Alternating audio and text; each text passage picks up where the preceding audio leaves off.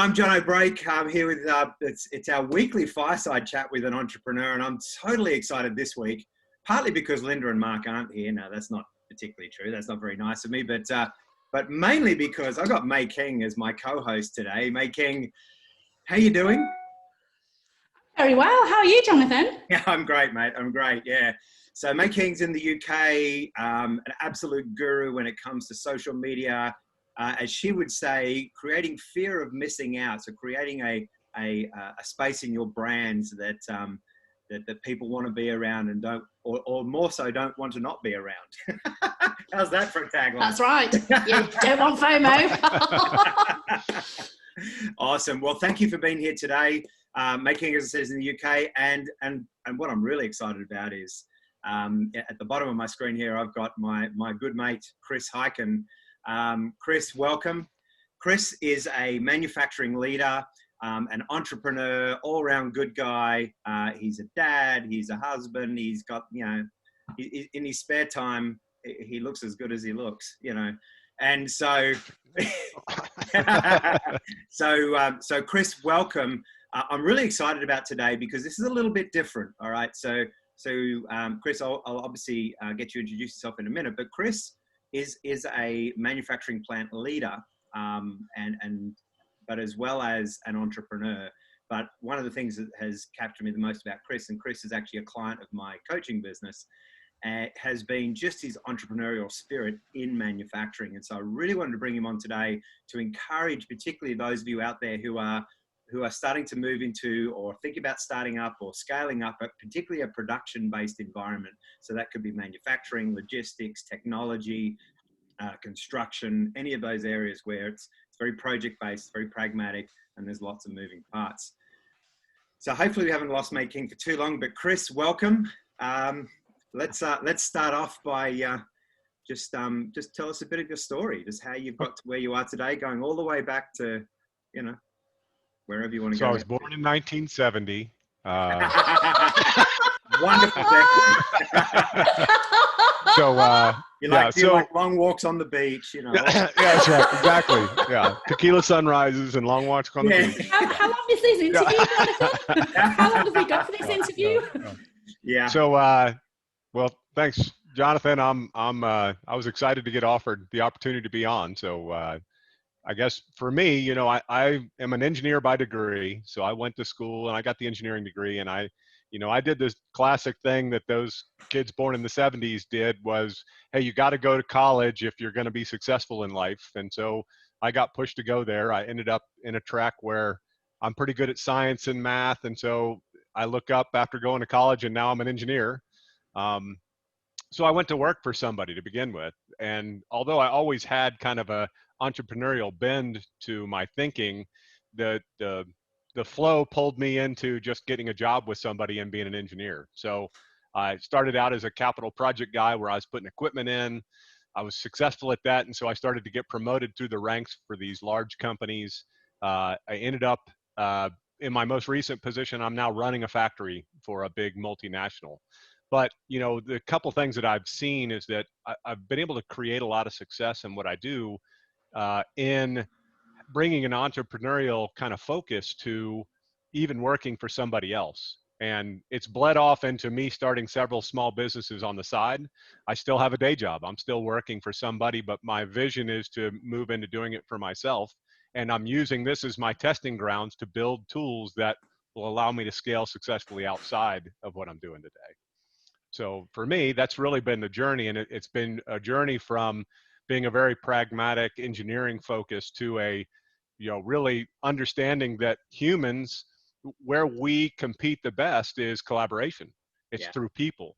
And how do you take collaboration wider than, any other species on the planet is going to collaborate maybe with a tribe, with their family group.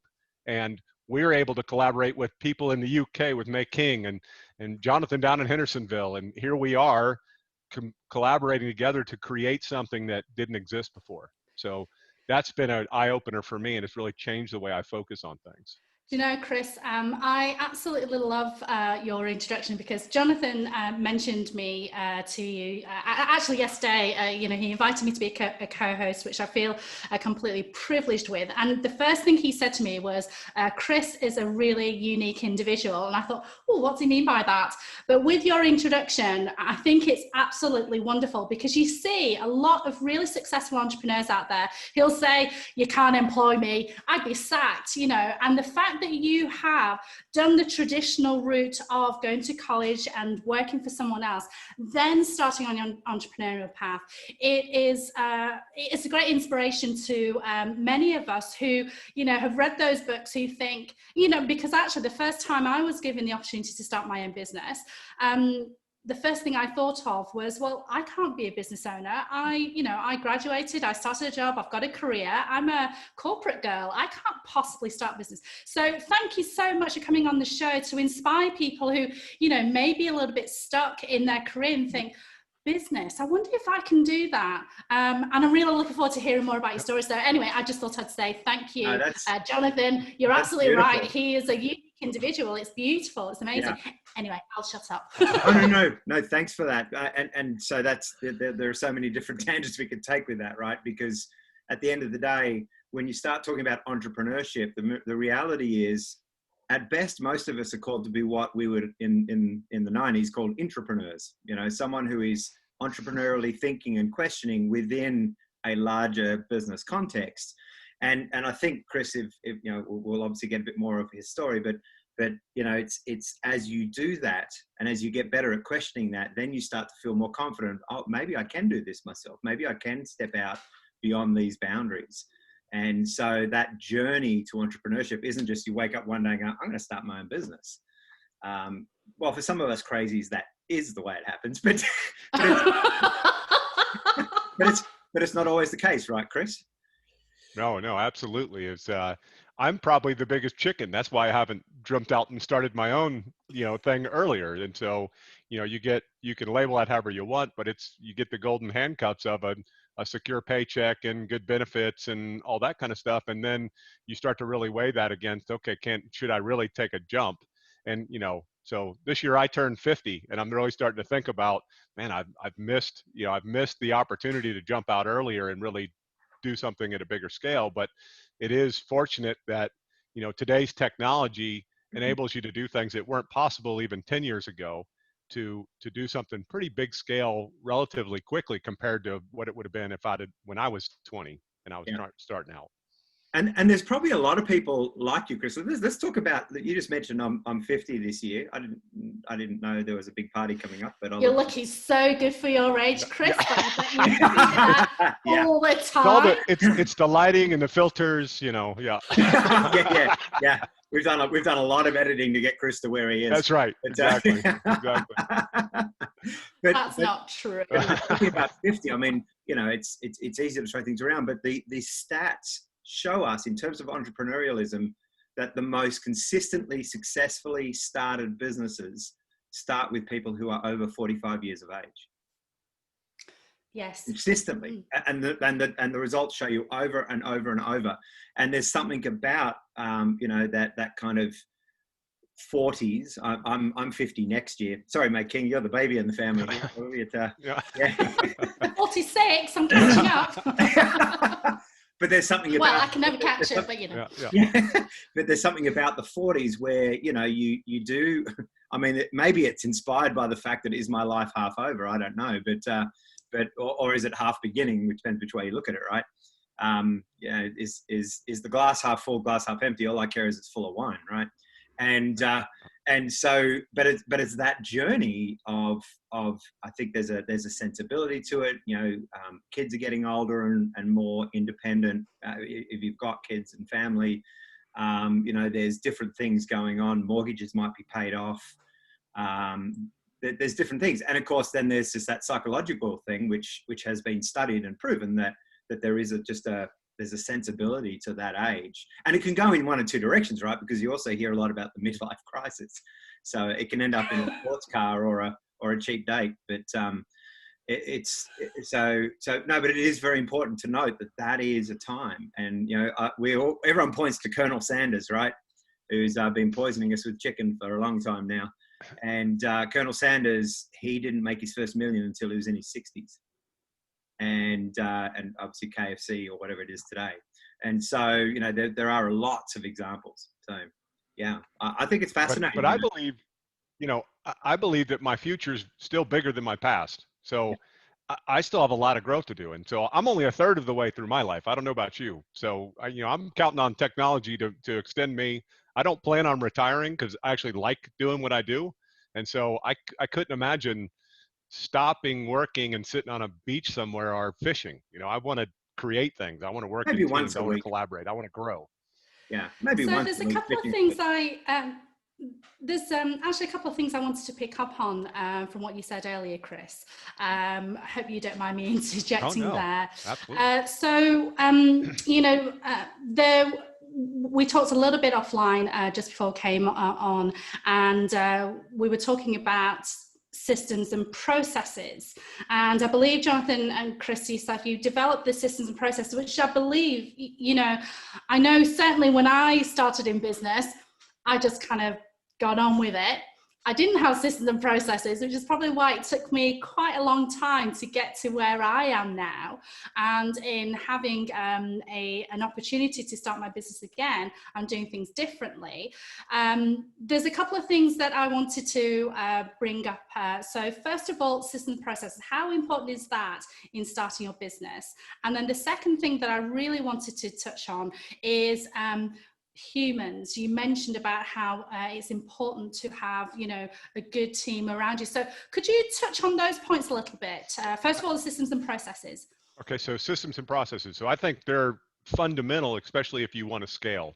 So you've got to build a foundation that is scalable so that you can step out and someone else can step in and you can continue on. So I'm a big systems thinker. So I'm wired to think that way, and I'm taking some of the pragmatic things that I've learned as an engineer to apply it to teamwork. So for me, you know, it's all grounded. The things that Jonathan and I have worked on are grounded around the scientific method, which is plan, do, check, adjust. And you just go around that circle. I make a plan, I go and do it, I check how the results went, and then I adjust my plan again to keep going. And then for us, and kind of what we've discovered is that the center, if you look at that as a wheel, the center, the hub of that is effective communication. So if you want to scale, you know, it's easy when you're an individual, you know what you're thinking. So it's easy to continue that process. Then when you hire two people, it gets a little more challenging, but you can put your arms around both of them and you can sit and talk. But at some point, you know, you're running a 75-person organization that runs 24 hours a day, and I can't possibly, they can't be in the room with me when I'm making decisions. So, and they can't participate. How do I get them to participate in making the decision so that they own it? So what we've found is that if you take that plan, do, check, and adjust, you can actually expand that into each of those having a business component or a strategy component, a people component, thinking about team, and then even a personal component that says, how do I think about these things? And if you expand those four buckets out with strategy, people, personal, you get a really layered approach that is very scalable, and it really can help you build on failures and success. You can take both of those things and continue to refine and get better and better and better, and it becomes a flywheel, which creates momentum, and then it allows you to step out of the day-to-day operation to think longer term. And is that, I guess that's, is that why you brought in Jonathan as well, to bring in, to help you to be able to communicate effectively across your 70-man person team?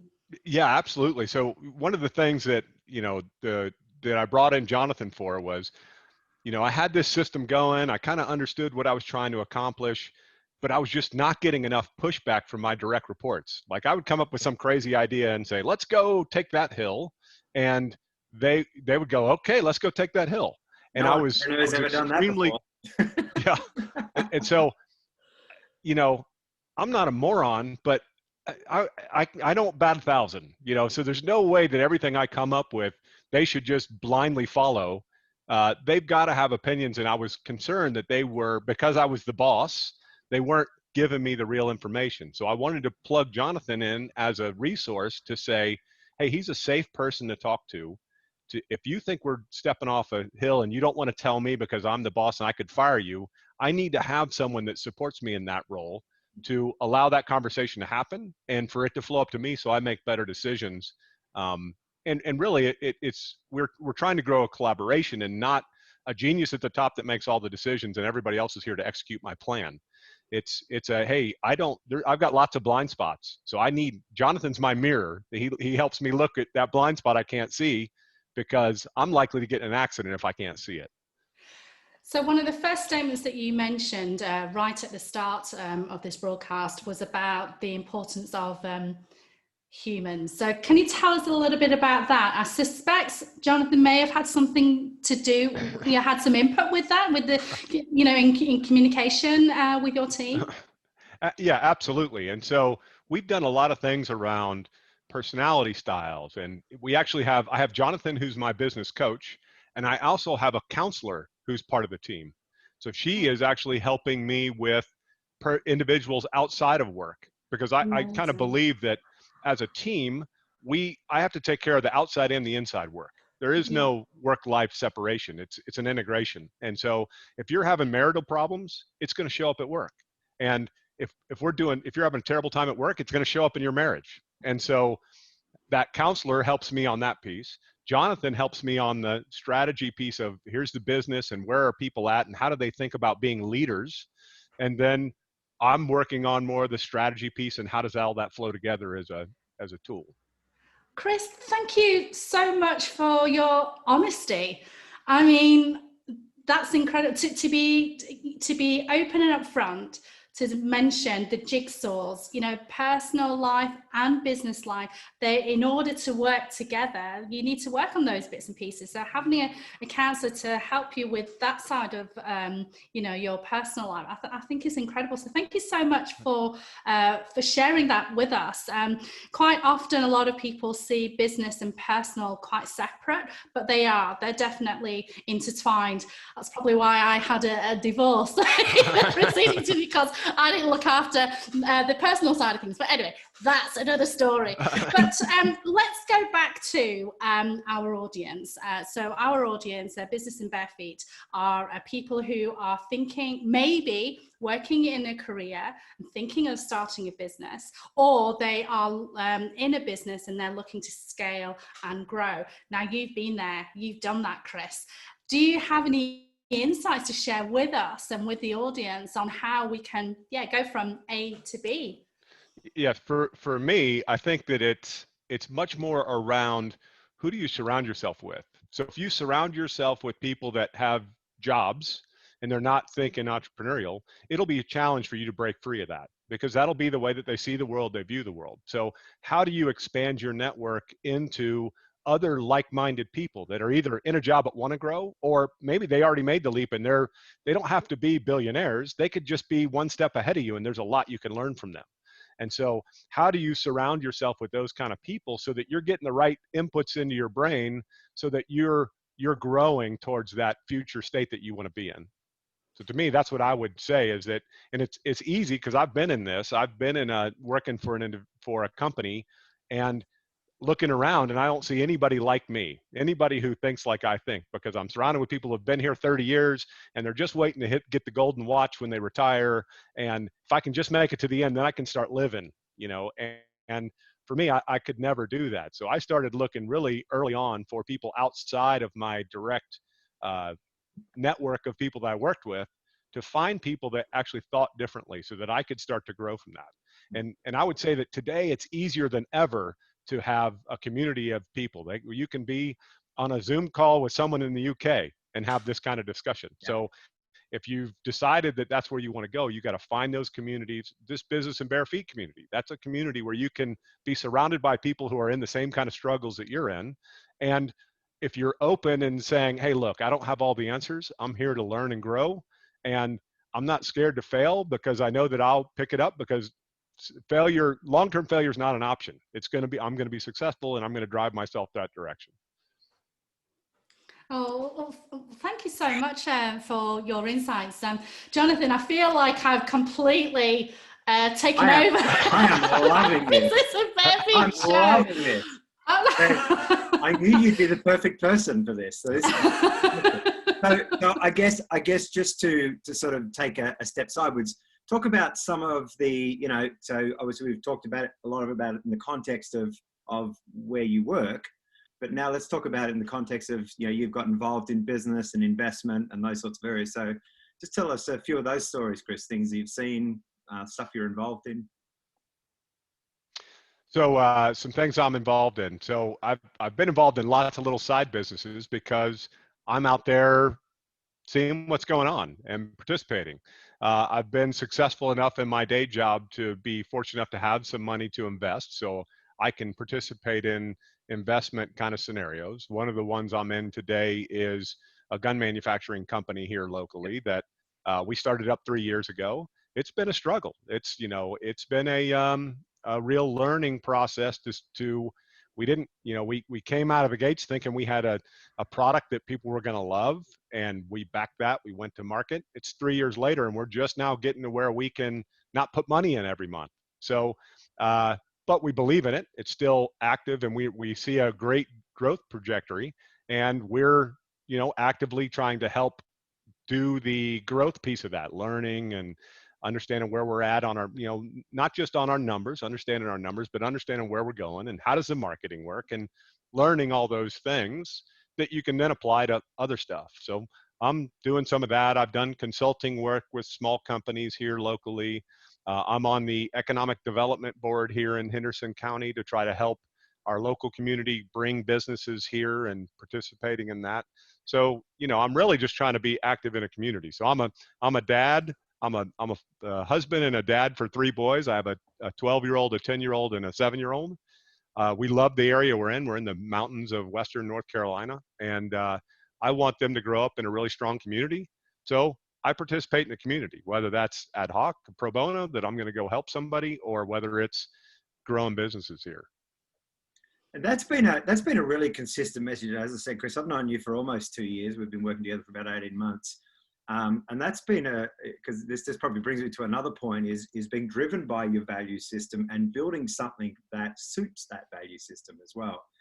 And, you and I have often talked about, because when we first met, I was traveling a lot and in and out and going overseas. And of course, no one's doing that this year, but, and you were just like, no, I'm good. I know you had to take a trip to New York. It's just like, I'd rather not. And, the input you put into, the priority of your family, particularly, obviously marriage and your boys. I've seen that firsthand. So tell me a bit about how your values have driven the decisions that you've made. So my values are everything. It's way more important than any of the business stuff. So, when I look at my priorities, one, I'm a person of faith, so that kind of drives how I think about things. Mm-hmm. And, I look at my family as my largest priority. So if I'm not successful there, the rest of the stuff doesn't matter. In the grand scheme of things, when I look back, how I do with my family is going to be more important to me than anything else. So how do I keep that in front of me when I'm making decisions? How do I, and one of those is I could make more money if that was the goal by traveling and being a consultant and not being home a lot. Early on, when I first got married, I was consulting, and I did travel, and we were doing really, really well. I mean, we were growing. We scaled that business. I went from having no employees to 8 employees working for me full time in a year and a half. Yeah. And they were booked out. But I didn't know my family. So we had our first son in that time, and really it struck me when we had our son. I was still consulting, and I would leave on Sunday and I would come home Friday night or Saturday morning from my weekly gig. And then I would, pack the suitcase again, get ready, eat dinner with my wife, and then I'm off again on Sunday. And I came home one weekend, and my first son, he looked at me and he started crying because he didn't know who I was. I was some scary guy that hadn't been here. And so at that point, it was, all right, Chris, you're screwing this up. You may be loving what you do. The business was great. I was having a lot of fun. But at the same time, am I really going to be, if I grow this business to $1 billion business and I lose my family, is that really in line with my values. And within the next week, I turned in my resignation at the consulting company, and I went back and got a job with somebody. And that's how I got back into having a job with somebody. So, and that continued to grow there, but now I'm home and I eat dinner with my family every day. And that's super important to me. Yeah. So those, and that's such a critical piece in all of this, is that whatever those values are that you carry, May King, you'd be the same, right? There are values that we carry that if we get out of congruence with those values, and particularly in our own business. Now, sometimes it can happen in a workplace, right? But at the end of the day, even then, you got to question, well, do I really need to be here? But sometimes it can happen. I mean, and there are certainly seasons as well, right? I mean, there are times when you're busy and times when you're quiet. But yeah, being congruent to those values. And so I wanted to bring that up because, Chris, that's something I really noticed about you, and something that's quite unique, because it's very easy for, I'm starting a business, that value stuff, that's and this comes back to the personal in the personal people business. You know, those values matter in terms of building a successful business, in terms of being able to ride both the successes, you know, as you said, you know, things were highly successful, and of course also riding the failures as well and being able to build through them. So yeah, I appreciate you going there with that, because I think that's just massively important to our audience. It doesn't matter where you are at your business cycle, those values are going to really, really matter. And if you're not building something towards those values, then why are you building your own business? You know, go and be miserable for somebody else and get a pay packet, you know? And so one of the things that's been interesting is, okay, so I have my personal values, and then I have all my individual employees have their own personal values. Yes. And where I can find the overlap between our values, and we have common values, is a real foundation that we can build success on. And so, but if you're separating work from personal, you never get into what are your personal values, so that you can find those common things that you can grow together with. And if you aren't willing to put all those together and say, you know, if I want to get the most out of all my employees, I need to think about all their personal values, and because they're bringing those to work. So how do I integrate that into what we're trying to do, so that I don't just get people that make the minimum effort that says, hey, you got to show up this many hours, you got to do this, you got to get these tasks done. How do I get people to go to the maximum of their potential for the business? And I can only do that if I integrate all their personal values into what we're trying to accomplish. And if I take that into account, you know, what we've seen at the place I'm at now is that our engagement scores are out of the roof. There is no, that ain't my job. I don't get any of that from any of my employees, even though some of them are hourly paid, frontline manual workers. There is no, that's not my job and I won't do it. If there's a piece of trash in a parking lot, they pick it up on their way in. If they find a dollar bill, they don't put it in their pocket. They put it on the board where everybody checks in and says, hey, I found this dollar bill on this day out in the parking lot. And it stays up there until either the person that lost it gets it, or we take it down and we do a giveaway. Because you're part of our team. I'd never steal from my team. This is my team. This is my tribe. And we're on a mission together to create something special. So when you do that, guess what? It doesn't take a lot of me being involved on the day-to-day management of the company in order to know that the right things happen on Saturday night, midnight shift when they're running the factory. Yeah. No, that's beautiful.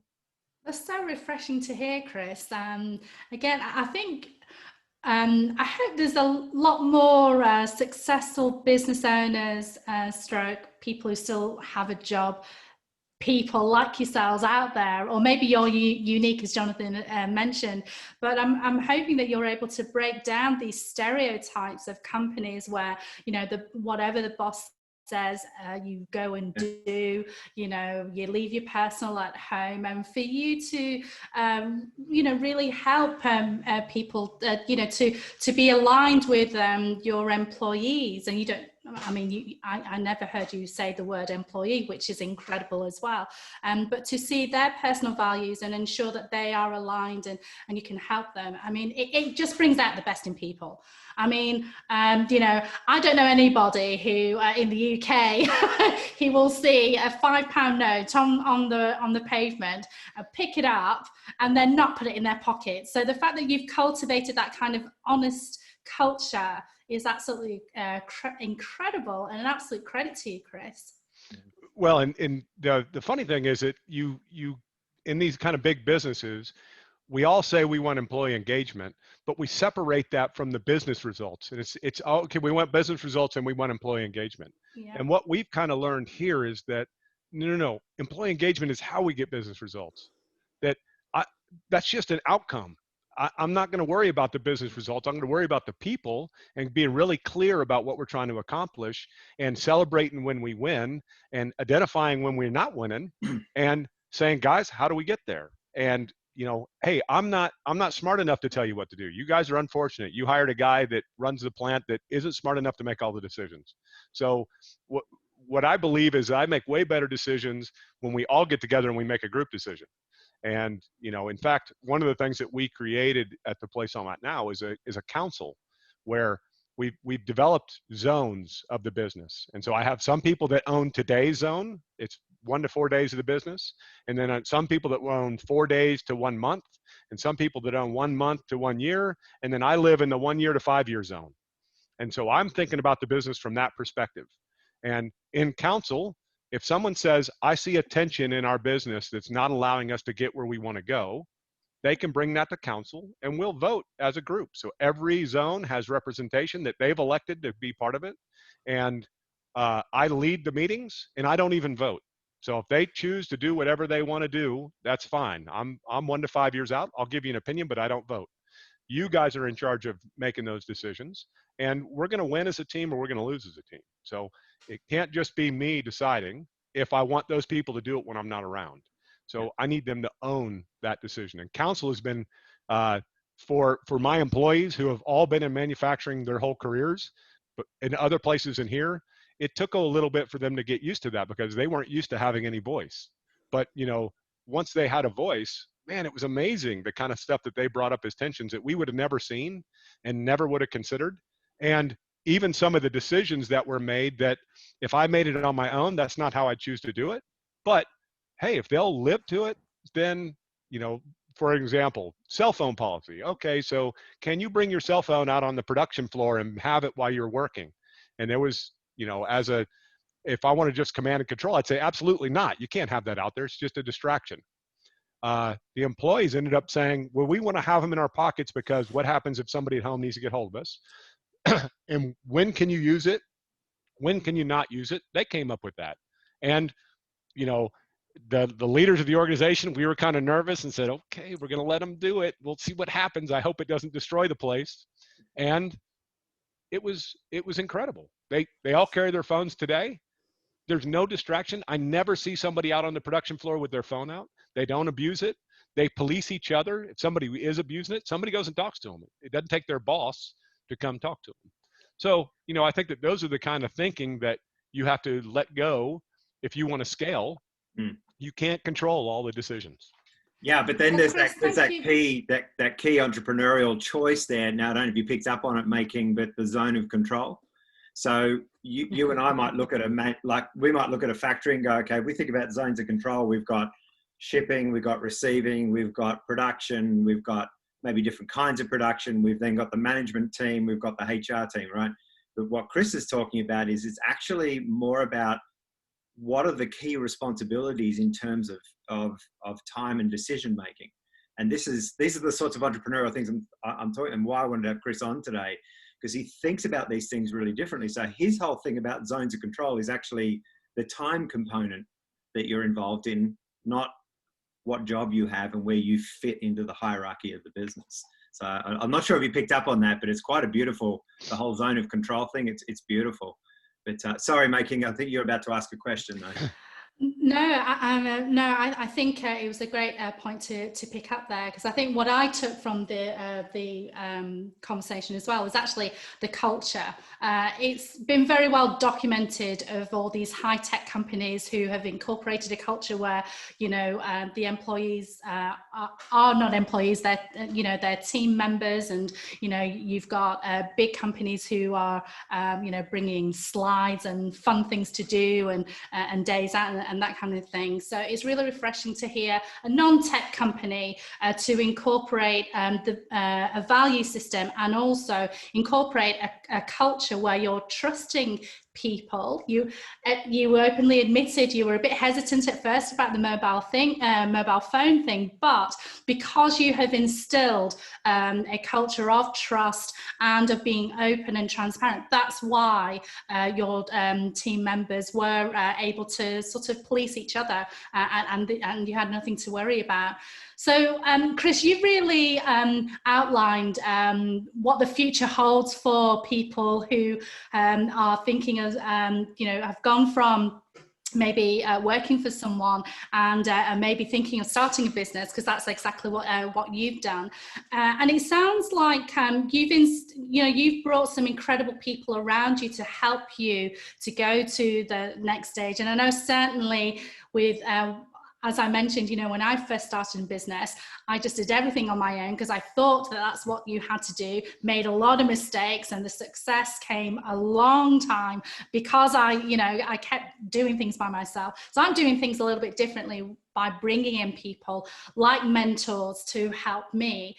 So do you have any words of advice, Chris, for people who are maybe are in their business journey and or are thinking of starting a business? Do you have any words of advice on the the value of bringing people around you, having mentors? I know it's certainly important. I know how important it is, but it'd be nice to hear from other people's perspectives as well. Yeah, what I would say to that is start with understanding yourself. What are your strengths and weaknesses? What are the things that give you energy? So starting a business is hard, and it's going to be a slugfest. And early on, you got to do everything to get started because you just don't have enough revenue to entice people unless you can find somebody who has a similar vision and has a different skill and can share equity with you to get started. So that's one way to do it. The other is know yourself. What are your strengths? What are the things that actually give you energy and don't take energy? So there's certain things that you will find that you enjoy, and you can work for 2 hours really hard on something, and at the end, you're still energized. You're like, that was great. I really enjoyed that.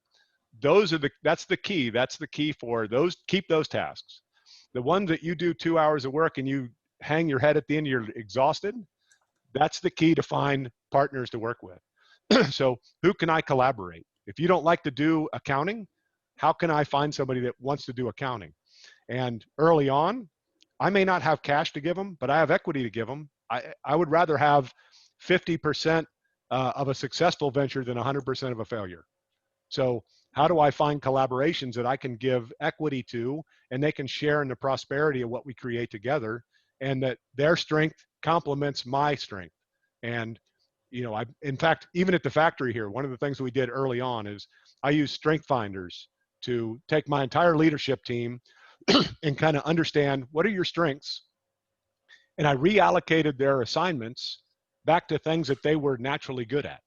So that, hey, if you're not a good people manager, if that's not your strength, just because the hierarchy said you had to grow to there in order to get a pay raise, we're going to destroy that. We're going to give you just technical things to go do, because as an individual contributor, you'll create more value for the company by focusing there than forcing you to do something that you're not wired to do. So that would be my advice to somebody who wants to go and start this, or is in the middle of starting this. Yeah, because I think that's part of the challenge here. We've talked a lot about basically you've got the resources of a decent sized company behind you. You've got a lot of people around you. You've got a HR team. You've got all these different groups of people, and I know all of your leaders, and they're really good people.